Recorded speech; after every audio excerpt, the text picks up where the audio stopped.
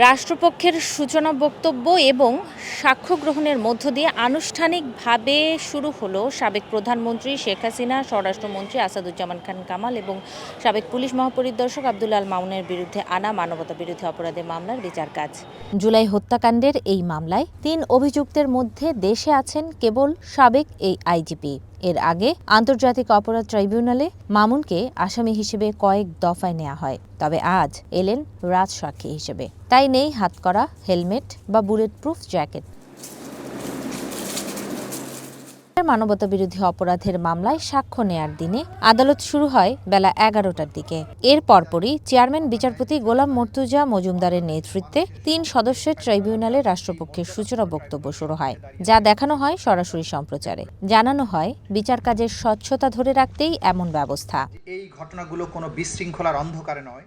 সূচনা বক্তব্যে chief prosecutor বলেন, সব অপরাধের নিউক্লিয়াস শেখ হাসিনা, তাই বিচার করতে হবে এমনভাবে যেন তা মানব সভ্যতার ইতিহাসে নজির হয়ে থাকে।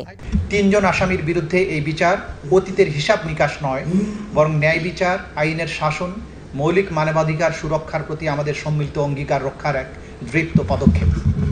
আজ আমরা এই ট্রাইব্যুনালের কাছে নিবেদন করছি যেন দোষীদের সঠিক জবাবদিহিতা নিশ্চিত করা হয় এবং বিচার ব্যবস্থার প্রতি জনগণের আস্থা পুনরুদ্ধার করা হয় এবং গোটা বিশ্বকে এই বার্তা দেওয়া হয় যে অপরাধীরা যত বড়ই হোক তার জন্য বিন্দুমাত্র ছাড় থাকবে না। এই ট্রাইব্যুনাল আইন অনুযায়ী রায় প্রদানের পূর্ণ ক্ষমতা রাখে। 2 জন আসামি আদালতের ক্ষমতার কাছে আত্মসমর্পণ না করে বারবার অনুপস্থিত আছেন।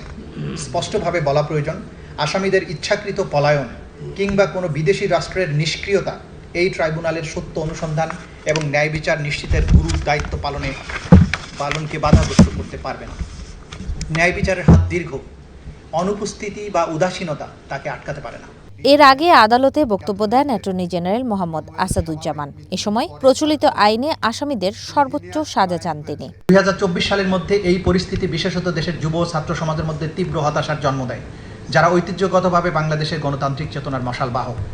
অধিকতর স্বচ্ছতা, একাডেমিক স্বাধীনতা, শান্তিপূর্ণ প্রতিবাদের অধিকারের দাবিতে তাদের আন্দোলন ধীরে ধীরে গতি পায় এবং শেষ পর্যন্ত জুলাই এবং আগস্ট মাসের গণবিক্ষোভ একটি অবিস্মরণীয় বিপ্লবে রূপান্তরিত হয়ে স্বৈরশাসককে দেশ থেকে পালাতে বাধ্য করে।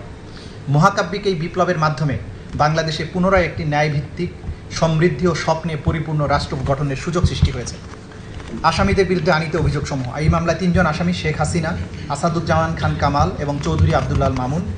প্রসিকিউশনের মামলার মূল ভিত্তি হল প্রত্যক্ষ প্রমাণের অপ্রতিরোধ্য শক্তি, সাবেক প্রধানমন্ত্রীর নিজের বক্তব্য, রেকর্ডকৃত অডিও এবং বিভিন্ন স্পষ্ট দিক নির্দেশনা যা তিনি ওই সংকটকালীন দিনগুলোতে দিয়েছেন।